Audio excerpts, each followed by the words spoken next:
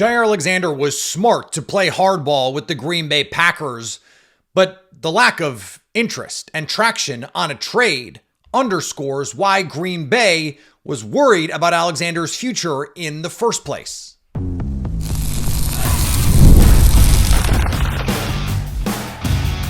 You are Locked On Packers, your daily Green Bay Packers podcast. Part of the Locked On Podcast Network, your team every day. You are Locked On Packers, part of the Locked On Podcast Network, your team every day. I'm Peter Bukowski, and I cover the Packers for The Leap, a newsletter I would love for you to subscribe to. Follow me on Twitter, Peter_Bukowski. Follow the podcast on Twitter, Locked On Packers. Like us on Facebook. Subscribe to the podcast to iTunes, Spotify, Google Podcasts, wherever you find podcasts. You will find Locked On Packers, the number one Packers podcast on the internet, and the show for fans who know what happened, they want to know why and how. Thanks to everyone who makes Locked On Packers their first listen every day. We hope you like starting your day with us as much as we like starting our day with you. Today's episode brought to you by our friends at FanDuel. Right now, new customers can get $200 in bonus bets when your first $5 bet wins. Perfect time for me to have a vacation. Jaire Alexander gets released by the Green Bay Packers, and this was one of those things where we got reports late, right? Jeremy Fowler, Peter Schrager, that there was momentum toward reconciliation. In retrospect, it is clear those reports were a last-ditch effort, a leak campaign, if you will, to try and trade Jaire Alexander versus what ultimately happened, you release him and get nothing but cap space. The Packers do get considerable cap space, $17 million in freed up cap space this season. There is a dead cap hit coming through here and next season, $7.5 million in dead cap in 2025, $9.5 million in dead money in 2026. Not that big a deal. It's just not. But we had heard all offseason, Brian Gutekunst, the reports on the trade, Matt LaFleur, Jeff Hafley. We talked a lot on this show about the saying nothing idea is proof that there is something going on, that there is this weirdness behind the scenes. And then, of course, there was the backlash when the reports come out like, oh, there's some momentum. The Packers have offered a reworked contract. People came for me. Oh, you said it was over. Oh, you idiot. Okay. See where we landed? And the Packers landed in that position precisely because they could not find traction on a trade. Tom Silverstein reported they had a trade agreement, but there was a inability, in particular on the contract. Jaire Alexander was not willing to move much off of this contract. We'll see what kind of contract he ends up signing. Albert Breer reported there was an offer on the table that would make Jaire Alexander a free agent in a year. This was exactly the contract I suggested a week or two ago. Highly incentivized with the ability to become a free agent at the end of this year. Jaire balked. Whether it's because he didn't want to be, a player on a team that didn't want him or that wanted to reduce his contract, or that he felt like he could get more money elsewhere, or he wanted control of his situation, wanted, a fresh start. We don't know.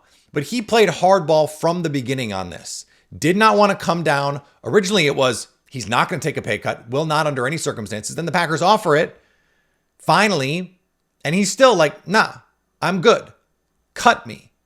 And once it became June 1st, it became more, and I wrote about this for The Leap, we talked about it on this show, that, well, the benefit to the Packers of cutting him was so much greater. The savings was almost double what it was pre-June 1st. That Jaire Alexander's position on this actually got a little bit stronger to say, look, just cut me. It's better for you to just take the win on the salary cap and let me go get what I think I can get on the open market. Now, I personally do not think he's going to get anywhere close to the amount of money that he was going to look for. And how do I know that? Well, because if that were the case, if he was going to get that money, somebody would have given up something to get him. Deebo Samuel got a 5th round pick. He's hurt a lot too. There are plenty of teams around the league who, like the Commanders, feel like they could compete, that they may be a cornerback away. The Baltimore Ravens might be a cornerback away from competing, and they were not willing to give up enough and or were not willing to come off the contract concerns. Well, if the rest of the league is going, we don't think he's worth the risk, why be confused when the Packers are saying we don't think he's worth the risk? Now, a team may give him some amount of money, but the Packers were willing to give him some amount of money. They decided there was a point at which it made more sense to merely keep Jaire Alexander if he were to agree to that sum. And then beyond that, it's better to save the money. Whether or not you think that's true is going to vary. Your mileage is going to vary on that. And I've seen plenty of upset Packer fans, frustrated Packer fans going, you couldn't get anything for this guy? Come on. Well, he's got to play ball on the contract first and foremost. Well, why not just keep him? Well, because he doesn't want to be there.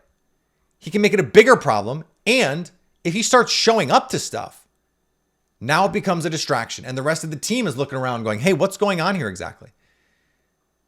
And it makes it harder to move forward. Like we did a show about, hey, Javon Bullard, like what's his role on this team going to be if Jaire Alexander is going to play? Is Nate Hobbs going to play on the slot? Is he just a backup now?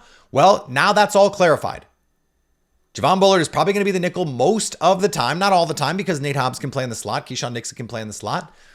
But now you've got Nate Hobbs, Keyshawn Nixon. Those are your boundary corners. You've added Nate Hobbs in the mix. Javon Bullard comes back as your nickel, and you're going to have essentially the group that you had last year in the cornerback room plus Nate Hobbs. And that group was good enough to be a top 10 defense in passing DVOA. So it's not like this team stinks. Like I understand the perception of the talent, and maybe the perception is right, but the outcome has been a team that was very good in the pass defense department last year. And I've said this before and I'll say it again. Go back and point to me the game where the passing defense ultimately lost the team the game. I think you can make the case for the Minnesota game, but the pass rush was a big part of that. The run defense was a big part of that. Well, the run defense was more at issue in the second Lions game. But the defense, especially in the first half of that Vikings game, played well enough to win. The offense no showing was the problem there. So it's not a concern to me. It would have been nice to have Jaire Alexander. It would have been better to have Jaire Alexander. But the fact that the rest of the league said, even for a 6th round pick in a year, we're not doing it.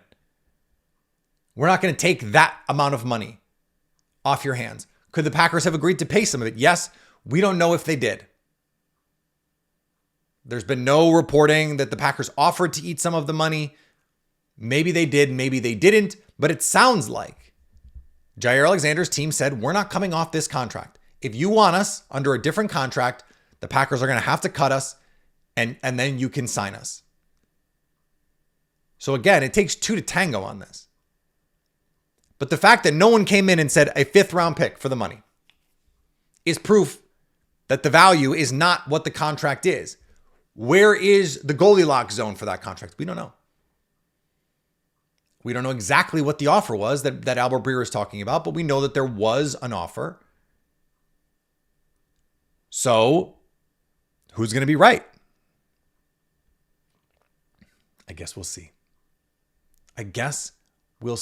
But the league spoke on this. You can be mad at the Packers if you want, but the league spoke on this. The league agrees with Green Bay that Jaire Alexander is not worth the money he was being paid, and maybe not even worth, a pick and a lower amount of money.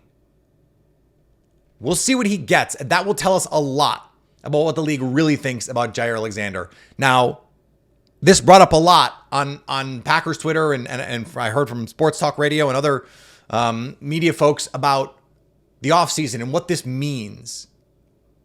I want to talk about that next on Locked On Packers. The NBA playoffs are in full swing, and every night delivers highlight-worthy performances, major momentum shifts, and can't-miss moments. Whether it's a game-winning shot or a breakout player, there's never been a better time to get in on the action.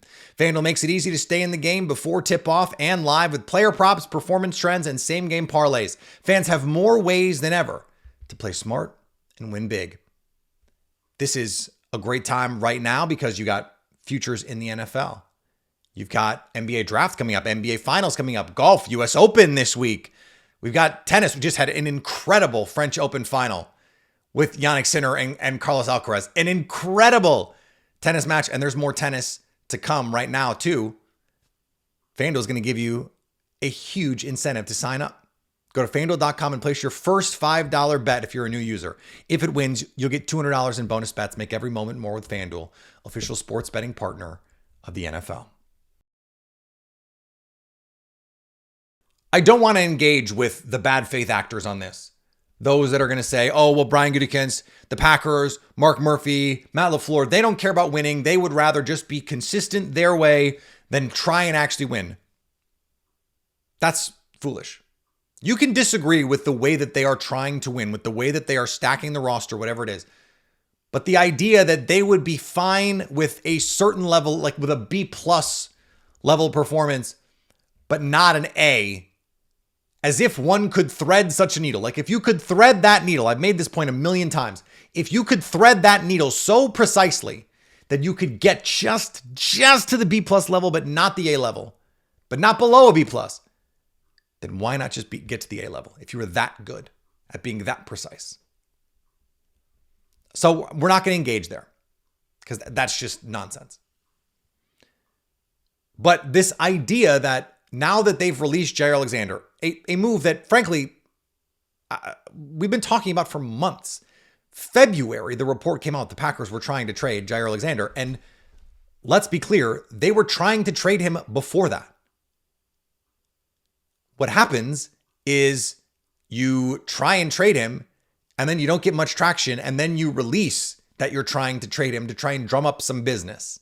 You try and get an owner involved. Oh, hey, well, some owner watches a little too much NFL Network and then sees a lot of Jaire Alexander highlights and goes, hey, let's get Brian Gutekunst on the phone. This idea that now they've done nothing to improve the pass rush or the defensive line room. This is I don't want to say a majority, but it is certainly a pervasive thought that I have seen on social media. And I don't want to over-index what's happening on social media because it's a lot of people complaining. And I think there's a lot of people, my listeners especially, who understand what's going on here. But the Packers signed Nate Hobbs to a real money deal. Whether you think Nate Hobbs is an awesome player or not is kind of irrelevant to the point that the Packers gave him a lot of money. Like they think he can be really good. That's the most important part of this. The Packers think he's worth real money.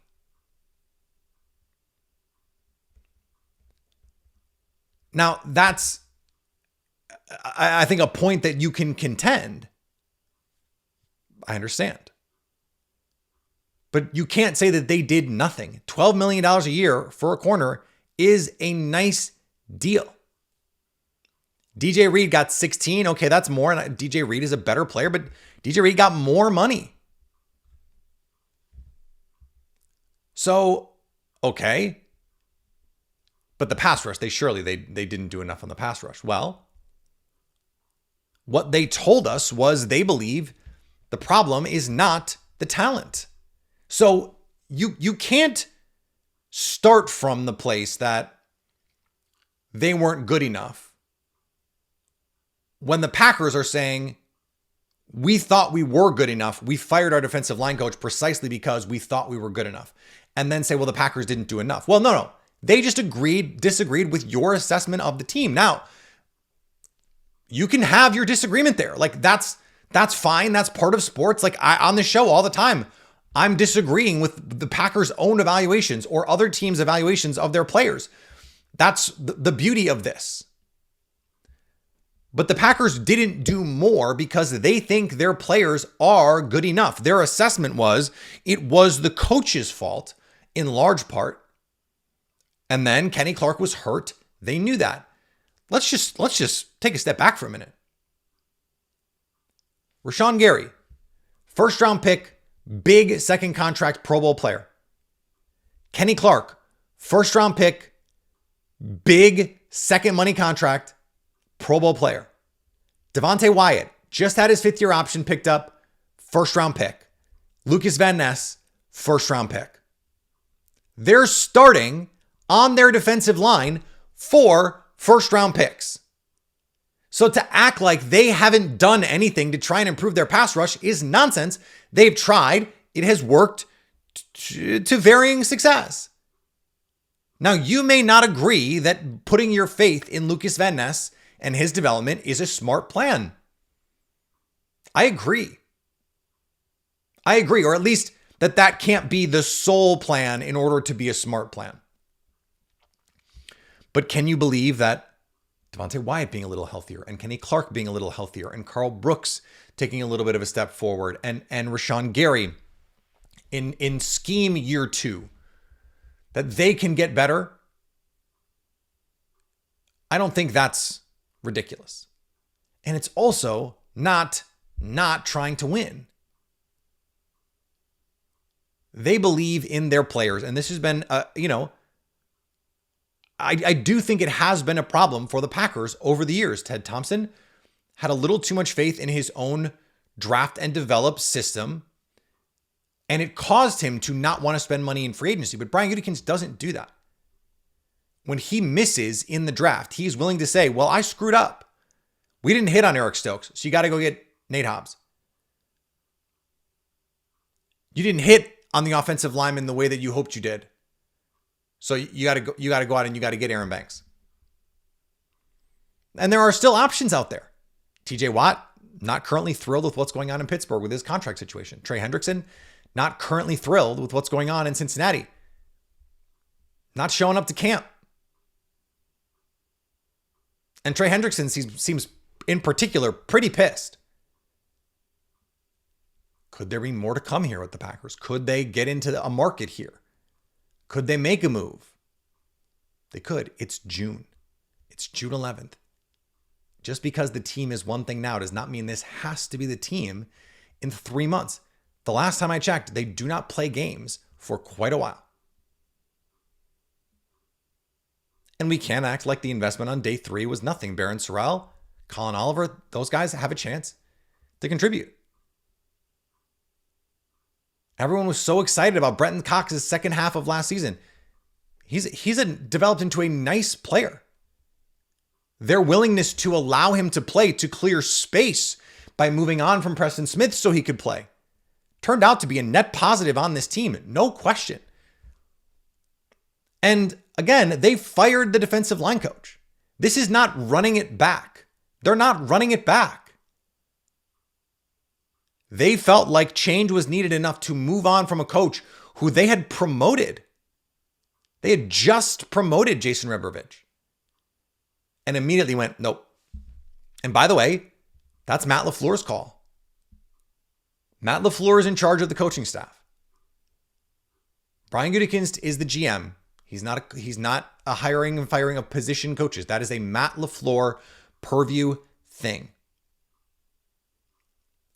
So it's not, hey, I drafted these players, you got to get more out of them. No, it's Matt LaFleur sees that these guys are not being maximized. And remember, too, Lucas Van Ness was also hurt the first half of last season and played better in the second half when he was healthy. No surprise. What is it you wanted them to do that they didn't do? Trade for Trey Hendrickson? Because that could still happen, A. And B, I don't know if you've noticed, Trey Hendrickson has not been traded. Trade for TJ Watt? Ditto.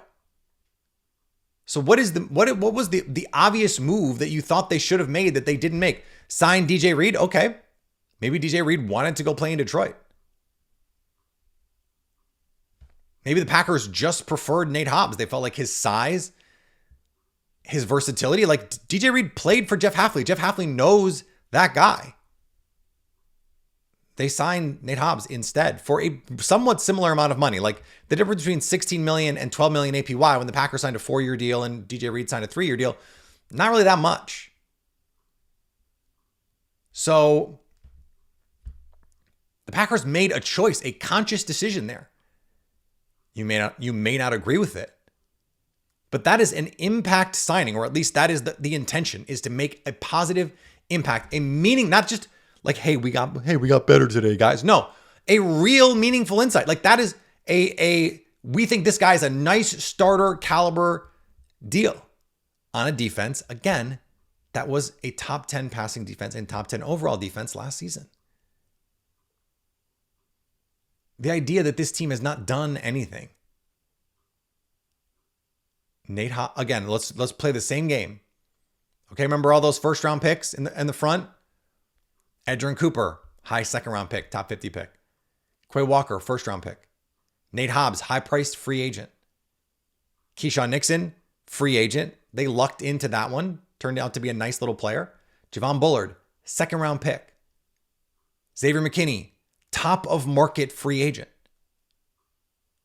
Evan Williams, day 3 gem.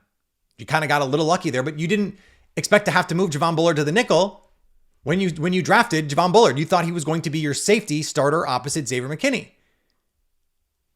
So when you think about the plan, like that plan makes sense. And the things that those same fans were clamoring for offensively, they need to add a receiver. They did that. They added multiple receivers in the top 100, and now it's, well, they didn't do enough defensively. Well, if they'd have drafted a pass rusher instead of Matthew Golden, those would be the same people complaining that they didn't do enough to help Jordan Love. Those people don't want a solution. They just want to be mad. And maybe that's you. And look, I know people like that. I am that person sometimes. But the idea that the Packers have not tried to do enough to improve this team just doesn't square with reality. Now, there is this Elgton Jenkins situation hanging over minicamp right now. We have to talk about it, and we'll do that next on Locked On Packers. Say goodbye to sticky notes, scribbled plans on the fridge, and overlapping calendar invites. The Skylight Calendar is here to bring clarity to the chaos and help families stay organized without the stress. This sleek digital display syncs with your existing calendars, Google, Apple, Outlook, and more, making it simple to track appointments, practices, dinners, and reminders all in one easy-to-see place. Could assigning everyone their own color finally solve the who does what confusion in your house? Would seeing your whole week clearly on a 15-inch HD screen help you stay focused and less overwhelmed? How often do plans get missed because they're buried in a digital calendar or not written down at all? Right now, Skylight is offering our listeners $30 off their 15-inch calendars by going to skylightcal.com/NFL. Go to skylightcal.com/NFL for $30 off your 15-inch calendar. That's skylightcal.com/NFL. Thanks for making Locked On Packers your first listen. For your second listen, check out Locked On NFL Scouting. As training camps get closer and moves are being made, host Kyle Krabs and Joe Marino will make you the most informed NFL fan this offseason. Find Locked On NFL Scouting on YouTube or wherever you listen to podcasts. So Elgton Jenkins is at minicamp, but not working at minicamp. This has opened up some opportunities. Donovan Jennings getting some run with the ones. Sean Ryan getting some work at center. That means Jordan Morgan getting more work at right guard. And that's beneficial to a team. Like Elgton Jenkins is going to be the center on this team. When the season comes around, he's going to be the starting center. He's making it clear he's not thrilled with what's going on. Well, guess what? Guess what the Jaire Alexander thing did? Helped make it easier if you want to move some money around to pay Elgton Jenkins. Saving $17 million next year, where you're still over the cap next year, but you can move over some of the Packers have now among the most salary cap space in the league. You can move some of that over to help you out. It's very nice that you can do that. But why not rework Elgton Jenkins' deal, give him some upfront money, some walking around money, and make it so in 2 years, instead of a year, you have a shot to move on. Or you keep him on the contract. This negotiation part is something that we've talked about a couple times now. If you're a player, you'd rather take an extension where you're going to get that money for sure than a situation where you're going, oh no, I don't want to take less than my contract says, when what you're really saying is year 3 of a contract or year 4 of a contract that I have no shot to see has more money than you're offering here. When what you're really doing is saying, well, I think you should let me play that contract out that you're already telling me you don't want me to play out. And that doesn't make sense.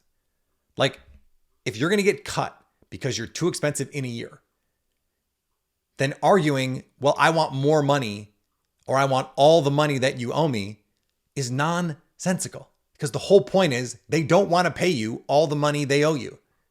So maybe instead you get paid some of that money instead of none of that money. That's the option that essentially teams give these players.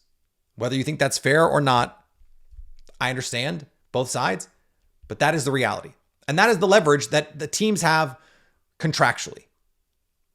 These non-guaranteed deals, the NFLPA has done a really bad job of protecting their players, because this stuff just doesn't happen in the NBA.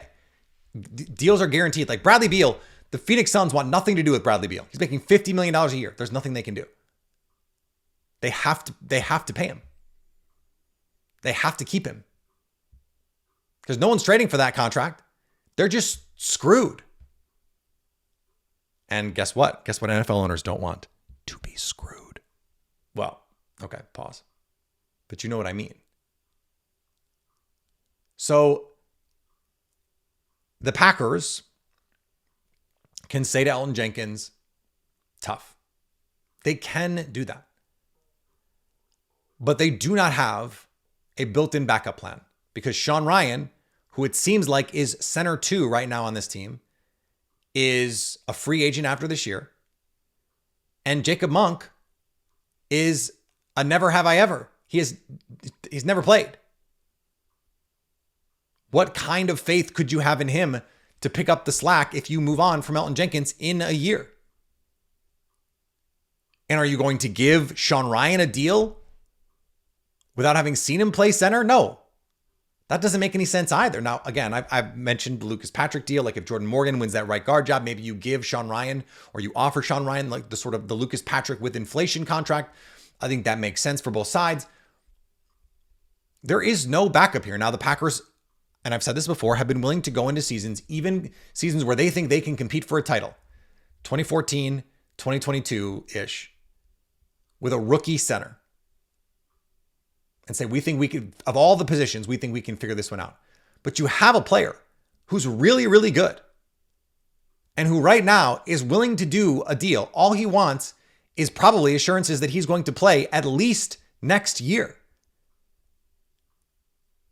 And that's what you're negotiating against. Next year or no years. It's 2 years or 1. Those are your options. And the Packers can afford this year, no problem. Maybe you give them a little bit more money. It's a cheap year next year, and you move forward. I frankly don't know what the issue is. Like to me, this is a no-brainer. Take care of Elgton Jenkins. He's exactly the kind of guy who's played every position for you, played hurt, been a stalwart of your team, been a steadying force on your team. Not even that old still. These are the kinds of guys you pay. But I am going to try and tell you to exercise caution here, because it is still only June 11th. There's a long way to go. And if Elgton Jenkins is missing training camp practices, then we can have a conversation. I don't think it's going to get to that point. I think they're going to work something out. I think Elgton Jenkins is the kind of player you figure this out for. And we'll see. And maybe the Jaire Alexander thing is a good lesson for me to stick to what I believe, because I always believed, especially once the calendar turned, once it became June, it just was so obvious that the Packers were going to save all of this money no matter what. It felt more and more likely, even as the reporting was this other thing.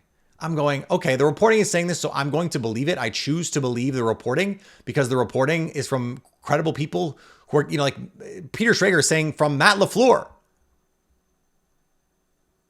But the reality was, like, the money was very appealing, and this was a team, again, I'll never forget, when you poison the well with stories about how you think the player is soft and not playing through injuries, there's no coming back from that. And I wish I had stuck to my guns more, that I had trusted my instincts more, that there's just no way you come back from that. The Packers did eventually make an offer, but I don't think in January, February, March, they believed Jaire Alexander was coming back. I don't think it was until recently they thought, well, let's just see, because we haven't got anything, so let's just see. And by then, Jaire Alexander's going, we're not seeing. You tried it. Let me go, and I'll figure it out. And both sides got what they wanted. But I think there's a resolution here for the Packers with Elgton Jenkins. I think it makes the most sense to bring him back. And I think as a result, that is the thing that they will ultimately do. All right, back tomorrow. More this week as we make it through minicamp on Locked On Packers, and we make it through the offseason here on Locked On Packers. We'll have shows the rest of the week because that's what we do here.